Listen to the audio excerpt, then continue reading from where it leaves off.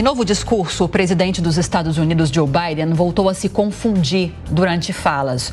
O democrata chamou o presidente ucraniano, Volodymyr Zelensky, de Putin e ainda se referiu à vice dele, Kamala Harris, como Trump. Álvaro Nocera.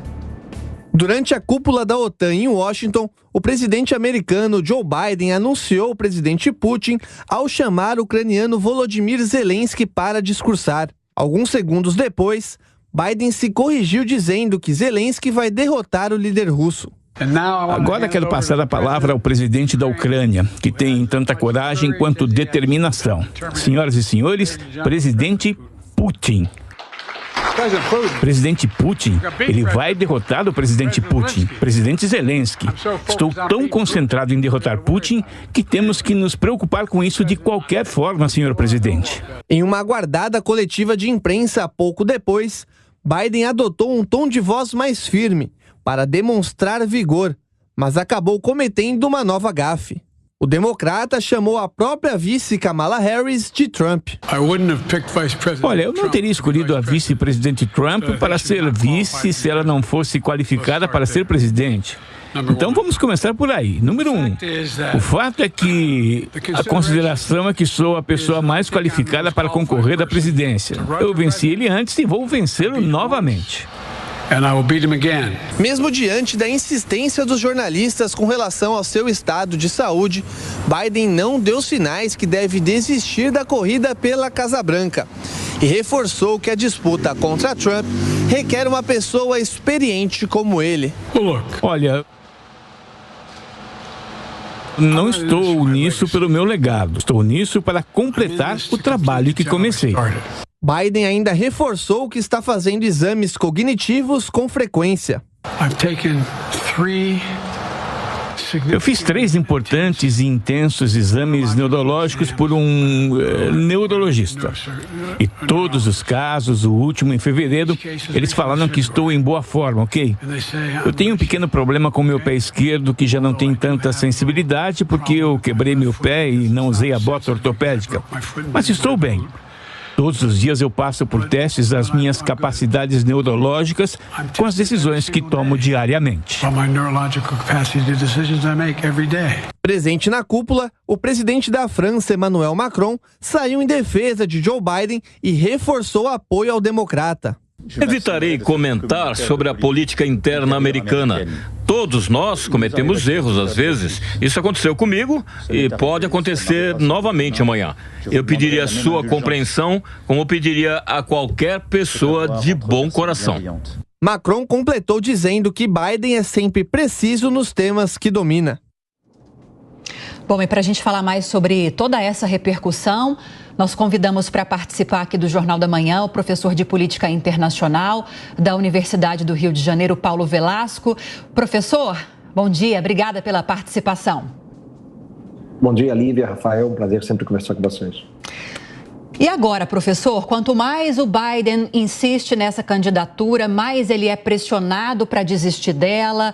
E aí eu falo de eleitores democratas, incluindo artistas, grande mídia, políticos, o próprio partido. E mesmo assim, ele insiste, comete gafes. E com isso ele vai desgastando a imagem dele e do partido. A pressão sobre ele fica cada vez maior, né? Uma derrota em condições normais cai sobre os ombros de um partido. Em condições como essa, vão cair sobre Biden unicamente. Queria uma análise desse cenário. É um cenário, Olivia, que se torna mais complexo, né, a cada dia. Já tem 2 semanas, né, do desastroso debate, né, em que ficou evidente para o mundo inteiro ali, né, as suas limitações, né, cognitivas, o seu cansaço, né, natural, né, com a idade que ele já tem. E muitos esperavam, né, que a essa altura já tivéssemos talvez um novo nome, né, apontado para concorrer pelo partido. Né? Não é isso, né, ele insiste na candidatura, né, reiterou isso ontem, né, durante aí a celebração dos 75 anos da OTAN. Isso causa um certo desconforto, né, dentro do partido. Né? Vemos a cada dia também mais parlamentares democratas, né, defendendo, né, a troca do nome, né, e a desistência do Biden.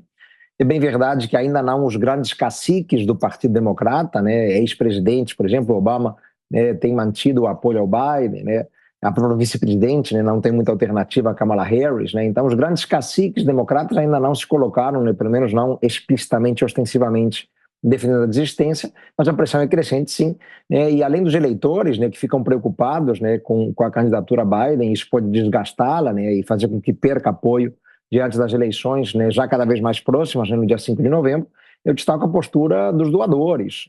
Os doadores, eles têm se mostrado muito reticentes, né, já houve várias suspensões, né, de doações nas últimas 2 semanas, né, e a gente sabe como as doações são importantes, né, numa campanha presidencial americana, né, que ainda vai se arrastar por alguns meses até o mês de novembro, né? Então isso sim pode ser um abalo muito forte para o partido e tende a elevar ainda mais as pressões, né, porque diante da asfixia financeira e da perda de doações, a tendência é que a pressão naturalmente se torne ainda maior. E o Trump sumiu do noticiário, não é, professor? As denúncias contra ele, os julgamentos, a condenação imposta a ele, ele deixou de fazer parte do noticiário. Só se fala em Biden e só se fala nos lapsos, na impossibilidade de ele eventualmente exercer um novo mandato. Ou seja, difícil imaginar uma campanha assim, né, em que não há discussão sobre proposta, não há uma crítica a respeito do que Biden fez na economia ou na política internacional, mas sim sobre a capacidade cognitiva dele.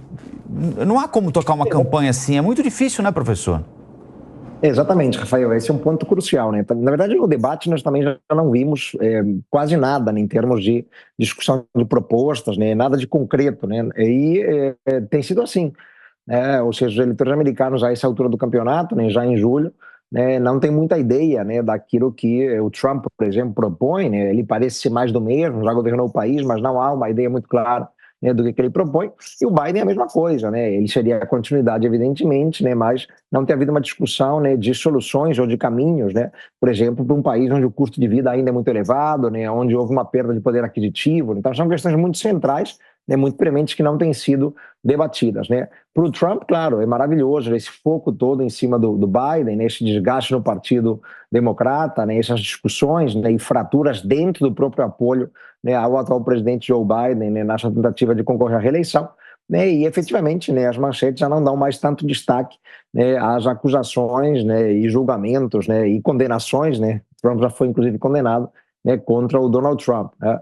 Então a campanha dele, inclusive, teve há pouco tempo, né, uma decisão favorável da Suprema Corte, né, considerando aí que ele tem uma imunidade presidencial relativa, né.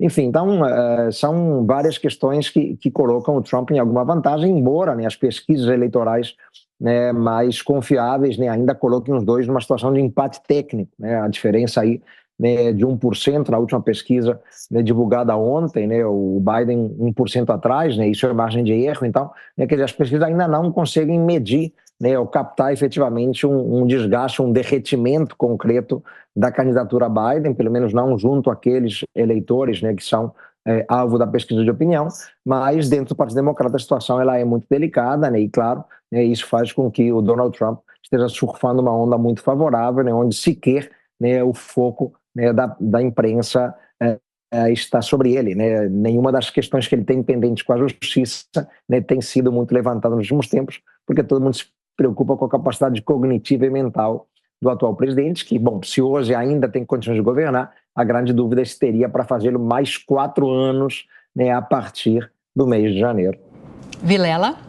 Professor, bom dia. Professor, quando se fala de substituição do candidato Biden, o nome que vem à mente é o da vice Kamala Harris, por conta já de ser a vice, de compor a chapa, até por aspectos de doações de campanha, o que acabaria facilitando, não teria nenhum movimento maior com relação a isso.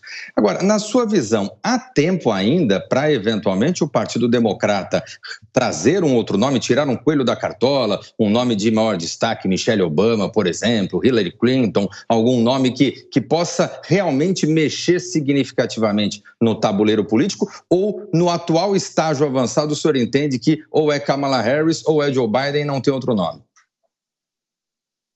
Já estamos muito avançados no processo, né? É claro que a campanha ainda não está no seu ápice, evidentemente, né? Então poderia eventualmente, né, o partido, né, trazer um nome à baila, mas é difícil, né, considerando que esse nome, por mais que seja um nome de impacto, né, teria que ganhar uma projeção nacional. Né? Então, existem alguns governadores democratas, né, com grande peso, né, o governador da Califórnia, né, a governadora do Michigan, né, então há alguns nomes importantes, mas é difícil, né, imaginarmos, né, que qualquer nome levantado e eventualmente confirmado na Convenção Democrata no próximo mês de agosto, né, consiga, né, até novembro, né, em poucos meses, ganhar uma projeção nacional, tornando-se um nome viável na cédula. Né? A Kamala Harris, nesse sentido, ela tem uma grande vantagem, porque, bem ou mal, embora tenha tido uma postura apagada ao longo do governo Biden, né, não foi a vice-presidente que todos esperavam, né, não teve a visibilidade, a presença, né, e a projeção, né, que se esperava dela, né, quando Biden foi eleito, né, em 2020, mas ela é a vice-presidente, então já é um nome conhecido naturalmente, já compõe a cédula, né, ela só teria que passar, né, a titular, né, da cédula, as doações feitas para a chapa, né, se manteriam, né, não teriam que ser devolvidas. Então, claro que a Kamala seria um nome mais viável, né, mas o partido poderia eventualmente pensar em algum outro nome. Né.